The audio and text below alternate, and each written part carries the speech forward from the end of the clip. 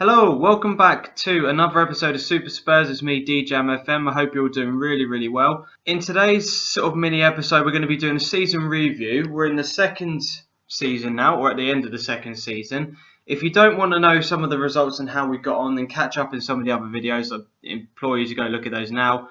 What we're just going to have a little bit of a look at is how well the squad has been doing as an overall, how well we've done, and just see what the plans are for the upcoming season. So the board's confidence and board expectation was for us to qualify for the Europa League. Managed to do that and more, so we finished in second place again, 74 points, exactly the same stage as what we were at last season.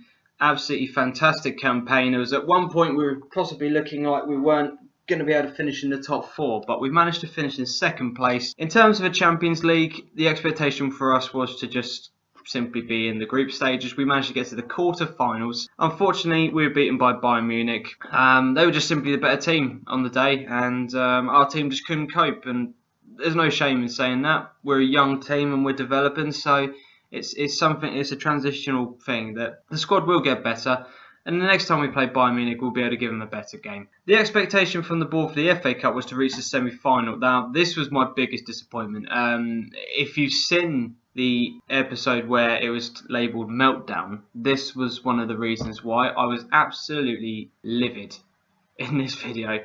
We got knocked out by Nottingham Forest, so it was really disappointing. I was so desperate to win some type of silverware this season that I put a lot of the emphasis into the FA Cup, and then to lose in the fourth round was just so disappointing. The Capital One Cup, we were also knocked out by Swansea. That was a very angry video, but to be honest, the board don't really care about the Capital One. I do, because I want to win some type of silverware. In terms of our top goal scorer, it was Song with 24 goals in 35 games. An absolutely phenomenal season for him. Harry Kane, second top goal scorer of 18, so he hasn't had as good of a campaign as last year. We'll be able to see, 26 goals last season, 32 actually overall, 18 of this campaign. So not prolific, but he's done okay. Zach Clough was up next, and then you'll be able to see some of the other goal scorers. In terms of overall appearances, Eric Dyer and Jack Butland got the most, with 41 games for us. Eric Dyer has been absolutely amazing for us this season. Constant professional, always getting better. It doesn't look like it with these, but these have been progressing quite a lot throughout the year, and he is now a really valuable player. He won't sign a new contract with me at the moment because he's wanted by Manchester United. As soon as that interest goes away, I'm going to be offering him a new contract, so he's on more than 43 grand, and then he's got no reason to ever want to leave the club. Jack Butland has been a mainstay throughout the team. His stats are now at an absolutely amazing level. At the age of 24, he can only get better. He's kept 17 clean sheets in total this season. Absolutely incredible from the young goalkeeper. In terms of an average rating, although he's missed pretty much most of the season with injuries, Christian Eriksen was our best player in terms of an average rating. Next to him, you had the likes of Dele Alli on a 7.6, which for someone who's played 40 games is absolutely phenomenal. Then Eric Dyer. And Ryan Mason, who again has been injured for about 3 of the months this season, has actually got the best passing ratio of the team as well. So he's done amazingly. And some of the youngsters are listed in here as well. Sullivan's now progressing really well. He's done an amazing job. Kyle Walker-Peters, who has been in the first team for quite a while now, he's been progressing nicely, getting some good average ratings. And then Song, who has just been an absolutely amazing player for us. So in terms of some of the other attributes that we have for the team here, you'll be able to see that in terms of our strongest and weakest area here, it's all about crosses. And I don't know whether or not this is just a theme with FM, or whether or not this is a theme with just my particular players. The times of the goals, the most goals scored and the most goals conceded are in the first 15 minutes for everything. Most type of assists and most type of common assist against has been crosses, and again, obviously, particularly from the wings, is a really dangerous area.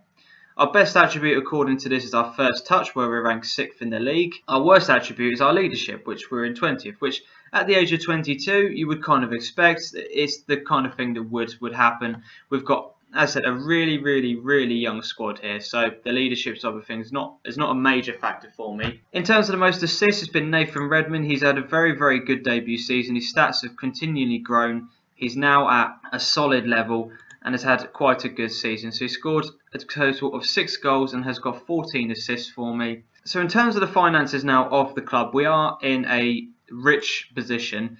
The board have just set out new budgets for me. They have given me £112 million to spend next season, and we've got another 300,000 in terms of wages. I'm not 100% sure how I'm going to go about doing this for this transfer window. I'm quite happy with how the team is doing at the moment. My biggest thing is to try and sign John Stones again. I really want to get him. At the moment he's wanted by Man City and Man United. I'm going to go in with another bid for him and see what he says. There's a few people that have been on the sort of shortlist from the beginning of the season. They're kind of at the stage now where I'm not really interested in any of them because I don't feel like they're going to improve the squad a massive amount. James Ward-Prowse is probably the only exception to that. I may go in with a bid with him to possibly replace Bentaleb. Bentaleb is wanted again. He is progressing really nicely and I think I could get a decent amount for him. He's wanted by Man United. So if they're prepared to pay the big money for him, then I'm going to need a replacement, and I see somebody like James Ward-Prowse being that man. I just want somebody who's going to be able to sit in the middle, do a good job for me. And with somebody like Ward-Prowse, whose corners and crossing and free kick taking is absolutely fantastic, he could really be a good deadly weapon for us. Some of the people who are wanted, so Kevin Weimer is wanted by a couple of English clubs. With him not being English, he will possibly look to try and sell him and have a look what replacements we can get. Christian Eriksen is one that I'm really puzzled about because his contract expires at the end of next season. Do I offer him a new deal? Do I try and sell him now? Or do I just let his contract run out? I'm not really sure what to do with him because we all know what I'm trying to achieve here. It's English players at all times. Do I try and cash in on him now during this transfer window and look at signing a replacement for him? Or do we get him to sign a new contract and then just wait for a transfer bid to come in? I'm probably going to ask that question on Twitter straight after I record this video, just to see what kind of reaction people get. But yeah, so there's quite a few players that are going to be coming back from their various different loan spells. There's not really been many people that have progressed that well. I'm going to try and offer Clinton out to sell him. Nathan Aduwa has actually had a really good season with Millwall, so he might be someone I try to look to bring into the first team. Harry Winks hasn't progressed as well as I would have liked at Charlton, so that's going to be an interesting one this summer because his contract expires in a year's time. Grant Ward is probably going to be released now because he just hasn't impressed me at all. Alex Pritchard is the most difficult one for me. I still don't know what to do with him. He's had quite a decent season with Derby. He has got 9 goals and 12 assists in the Championship. Did he help them to go up? Well, actually, they're still in the Championship player final as we speak, so we'll find out that in a later point. Yedlin, I'm going to try and offer him out as a transfer. Just don't like him as a player. Kyle Walker, completely forgot that we had him. Possibly Everton might put in that bid for him. Ben Garrett, I'm probably going to release. I haven't been overly impressed with him. He's not going to get into the team now that Sam Johnson is our backup, so I'm just going to release him for the sake of his career as well. In terms of an actual review then, I'm very happy with how things have progressed. Yes, we could have done better, but the squad is still in transition. So I'm really looking forward to next year. I think it's going to be a good year for us. We have to win some sort of silverware. We have to. So thank you very much for watching. Thank you very much for taking the time to look at the video. If you've liked it, give it a thumbs up, comment, subscribe to the channel. Let me know about your thoughts on Christian Eriksen. That's my big question, throughout this episode and on Twitter as well. So until next time, adios.